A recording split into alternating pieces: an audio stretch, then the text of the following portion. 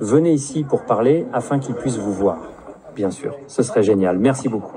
Merci, c'est un grand honneur. Merci, Monsieur le Président. Comme Caroline l'a mentionné, Monsieur le Président, je tiens d'abord à vous dire que je suis la seule journaliste africaine accréditée ici à la Maison-Blanche et je couvre tout le continent. Je suis arrivé hier de la République démocratique du Congo. Je suis allé voir de mes propres yeux ce que ressentent les gens et le message du président, le président Félix Tshisekedi, concernant cet accord de paix à venir. Permettez-moi de vous raconter ce que j'ai vu de première main. J'ai parlé aux gens dans la rue, ils connaissent votre nom, ils savent qu'un président nommé Donald Trump travaille dur pour enfin ramener la paix dans le pays. J'ai vu de l'espoir. Ils ont maintenant de l'espoir pour un avenir meilleur au Congo.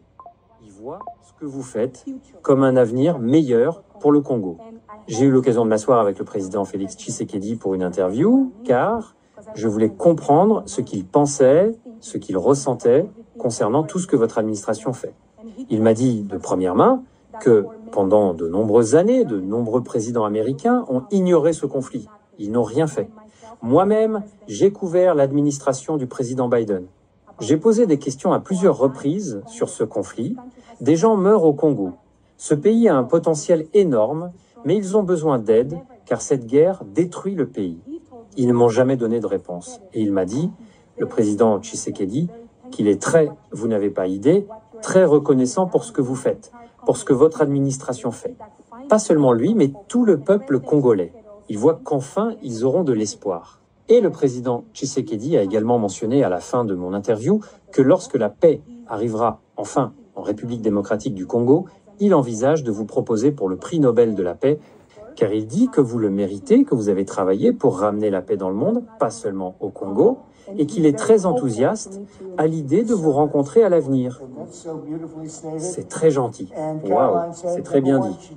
Et Caroline a dit en premier, elle l'a dit, et je ne devrais pas le dire parce que c'est pas politiquement correct, elle a dit que vous êtes belle, et vous êtes belle, d'accord, je suis pas censé dire ça. Vous savez, ça pourrait mettre fin à ma carrière politique, mais je l'ai dit quand même. Mais vous êtes belle, et vous êtes belle à l'intérieur. J'aimerais avoir plus de journalistes comme vous. Donc, vous couvrez l'Afrique depuis longtemps. Oui, depuis plus de 10 ans. J'ai couvert même votre première administration. Oui, je sais. C'est génial. Eh bien, merci. C'est très gentil de votre part. Je l'apprécie. Et j'ai une autre question, Monsieur le Président.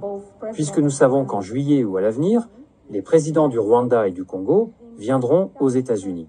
En Afrique, le président João Lourenço, le président de l'Angola, est également le leader de l'Union africaine.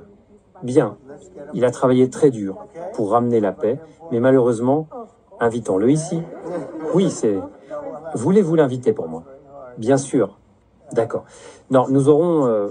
je sais qu'il travaille très dur et il est en quelque sorte à la tête de l'Union.